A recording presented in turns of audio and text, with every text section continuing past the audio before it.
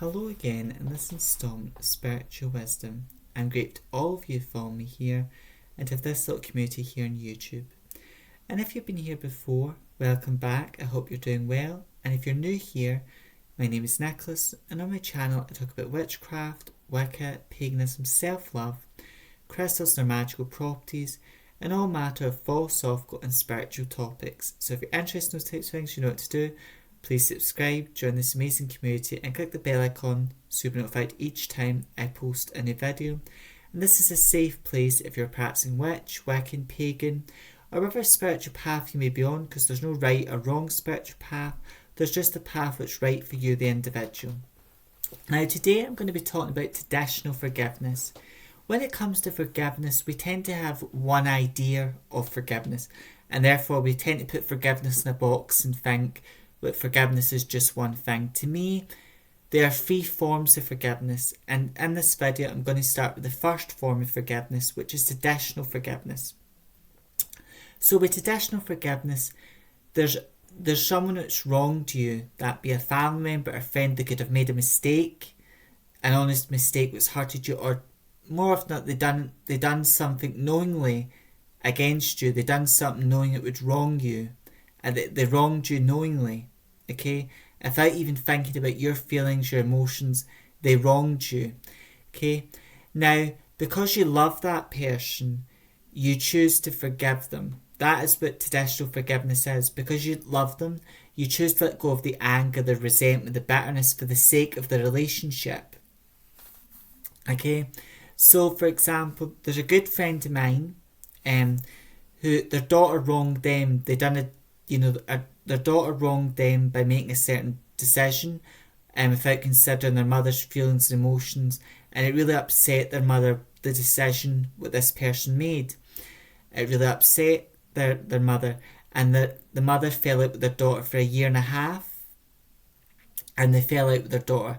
But the mother, because they still loved their daughter, chose to forgive their daughter, meaning they let go of that anger, that resentment, that bitterness, or that hurt. They accepted the hurt what was done to them, and they moved past it. So forgiveness for the other person is like a clean slate, and it takes two to tango. So more often not, it'll be the person that's wronged you apologising for the wrong they've done, and then you forgive them so you can have a clean slate with them, and you're forgiving them for the sake of the relationship, because it's not healthy to have a relationship with someone you hate and resent and despise. That's not a healthy relationship.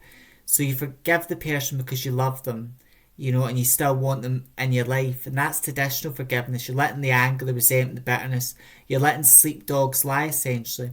For example, like my partner, they done something to me it wronged me. It made me jealous, it upsetted me, and it wronged me. So they done something what they either knew or didn't know would upset me without even thinking about it. They might, without even thinking about how I would feel about it, and they just wronged me. But because I still love that person, I choose to forgive them. I chose to forgive them. I let go of the anger, the resentment, the bitterness. And to me, it's more, when you're forgiving someone that's wronged you, it's more about focusing on who do they choose to be now. Like, yeah, the past version of them hurted you, done something wrong, but they're still in your life because you've forgiven them. And who do they choose to be in your life right now? Do they choose, like in my case, my partner is very loving, supportive and understanding of me. So they're very, supportive now. That wasn't always the case in the past. But, they're very loving, supportive and understanding.